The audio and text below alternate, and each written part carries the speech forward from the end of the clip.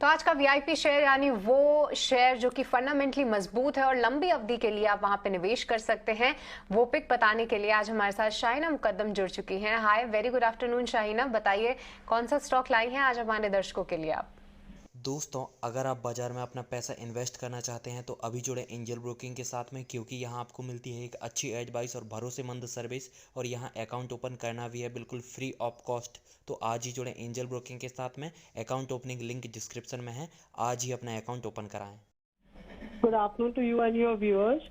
आज मैं मेरे हिसाब से रेडिंगटन अच्छा लग रहा है, टेक्निकली भी अच्छा लग रहा है और फंडामेंटली भी अगर आप देखें तो काफ़ी कुछ अच्छे नंबर्स आने की उम्मीद है। अगर आप थर्ड क्वार्टर के नंबर्स देखें तो उन्होंने 30% ग्रोथ इन टर्नओवर दिखाया था और गोइंग फॉरवर्ड जैसे ओपनिंग अप ट्रेड है कोविड के बाद, और दूसरी बात जैसे ऑफिसेस खुल रहे हैं, स्कूल्स खुल रहे हैं, आई थिंक यहाँ से ग्रोथ अगर सस्टेन भी नहीं होता है, अगर आप एवरेज 20% प्लस भी ग्रोथ लेते हैं तो FY24 में, दैट इज एक साल के बाद, with in 1 year, I think उनका रेवेन्यू 1 लाख करोड़ टच हो सकता है। तो ये कंपनी एक्चुअली इनका जो बिजनेस है ये आईटी प्रोडक्ट्स कंपोनेंट्स ये सप्लाई करती है। It's more of a trading company, supplier of large supplier of IT products, enterprises को सप्लाई करती है, कंपनीज को, स्कूल्स में, गवर्नमेंट को।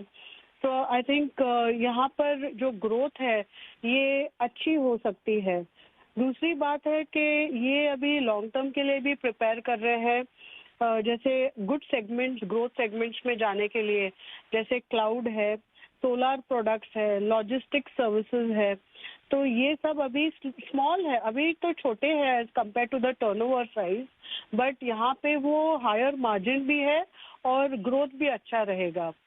Being a trading company, supplier company of IT products, margin तो लो रहते हैं, उनके जैसे रेंज ऑफ मार्जिन रहते हैं, समझो आप 2.5 से 3% का एबिटा मार्जिन रखते हैं और ये स्टेबल रहने की उम्मीद है। इनफैक्ट थोड़ा बहुत इम्प्रूव भी हो सकता है लॉन्गर टर्म में।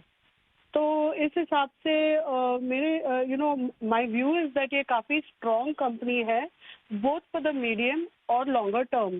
जैसे इनके जो बिग इन्वेस्टर है, जैसे साइनेक्स ताइवानीज कंपनी है, तो उनका 25% स्टेक है कंपनी में, मतलब रेडिंगटन में, और ये company is large supplier, global supplier of IT products, components, chips. तो इस हिसाब से आई थिंक ये एसोसिएशन की वजह से रेडिंगटन का लॉन्ग टर्म फ्यूचर काफी मेरे हिसाब से अच्छा रहेगा। शाहीना जी, दूसरी जी बताइए। शाहीना जी, एक और आपसे दरअसल क्लैरिटी चाहेंगे। देखिए, रेडिंगटन जो है एप्पल की रीसेलर है। एप्पल 18 तारीख को मुंबई के BKC में अपना स्टोर खोलने जा रही है, भारत का पहला स्टोर होगा। 20 तारीख को दिल्ली के साकेत में स्टोर खोलने जा रही है।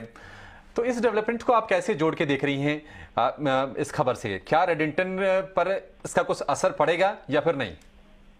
मेरे हिसाब से ये पॉजिटिव असर पड़ेगा, बिकॉज जैसे अवेयरनेस होता है, ये तो बड़ा सप्लायर है ही of IT products and components, और जैसे एप्पल का मेन है कि जैसे ये स्टोर्स खुलते हैं तो अवेयरनेस ज्यादा होता है।